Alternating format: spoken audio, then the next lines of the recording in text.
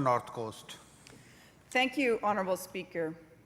There are some incredibly selfless people in this province who dedicate themselves to helping others when they need it most.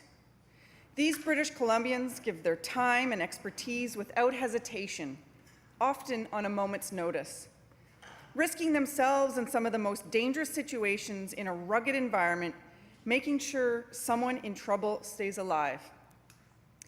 BC's ground search and rescue volunteers battle the worst weather conditions and navigate the most dangerous terrain to find and rescue the lost and injured. BC has 80 search and rescue, or SAR groups, and approximately 2,500 volunteers. These teams take part in over 1,700 ground search and rescue missions yearly out of the roughly 2,000 in all of Canada. That's 85% of Canada's search and rescue missions undertaken by British Columbian volunteers. Our government, its citizens, and visitors to our province owe a debt of gratitude to these remarkable people. They are vital to public safety in this province. That is why this government was pleased to announce last month an immediate funding injection of $18.6 million to GSAR. This funding will be directed towards operations, training, additional equipment and activities, and developing a sustainable long-term funding model over the next 3 years. In our ongoing support and cooperation with the BC Search and Rescue Association, or GSAR, it is apparent that there are a number of functional areas that will benefit from this funding support.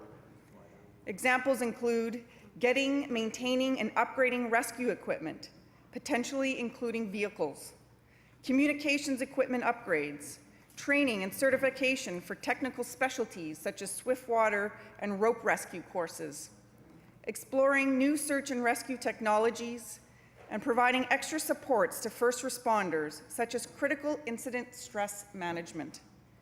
This nearly $19 million represents the single largest provincial ground search and rescue investment in BC's history, a 24% increase from the $5 million per year announced in 2016. These funds will immediately go to the BC Search and Rescue Association to be dispersed over the next 3 years to the 80 GSAR groups, as well as provincial programs such as Adventure Smart and Critical Incident Stress Management. It feels an immediate need so that these search and rescue organizations can continue to do their essential work. Critically, this historic investment provides dedicated funding so that the province and the BC Search and Rescue Association can continue to work toward a sustainable and secure long-term funding model. Emergency Management BC has also 2 additional staff positions to work in partnership with GSAR to leverage all the work done so far to accomplish this goal. I know a long-term funding model for search and rescue in this province has been a long time coming. It's taken some time, but we want to make sure we get it right. We want to build on the significant work done by GSAR, consultants, and Emergency Management BC staff to create a solid foundation for the right model. Long-term funding was an issue when we formed government in 2017. And though we have needed some time to get up to speed so we have a clear picture of the issues and needs, this government is committed to finding a sustainable funding model that works best for everyone. This dedicated funding is clear evidence of that. We will continue to work with GSAR to instate a sustainable funding model that allows volunteers to focus on what they were trained to do: search for and rescue people. One of my local organizations, Prince Rupert Ground Search and Rescue, was recently on a call when weather was characteristically pouring sideways, rain, and with gale-force winds, when their central command tent gave way. These conditions are typical for the North Coast, and a more fixed and robust shelter for volunteers is sincerely needed.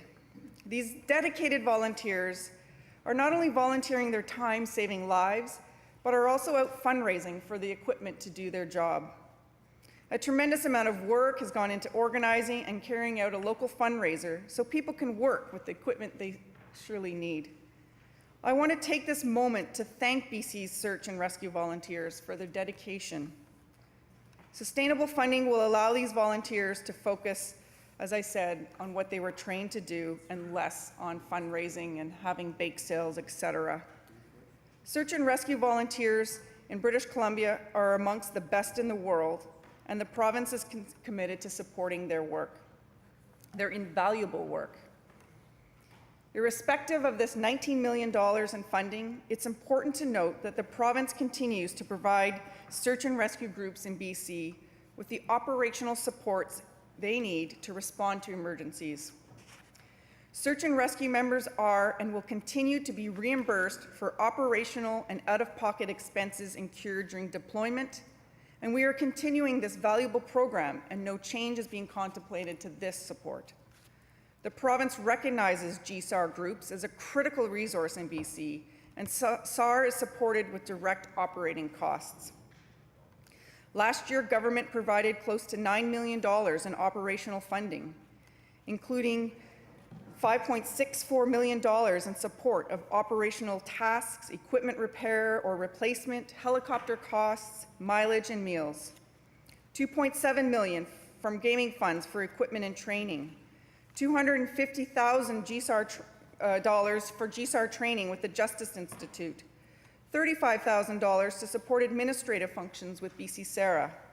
$25,000 to support travel for the annual GSAR board meeting. $254,000 in liability insurance for volunteer and SAR directors, SAR directors and officers. EMBC supports the GSAR position that charging for a search and rescue response could directly affect whether or not a lost or injured person will request help.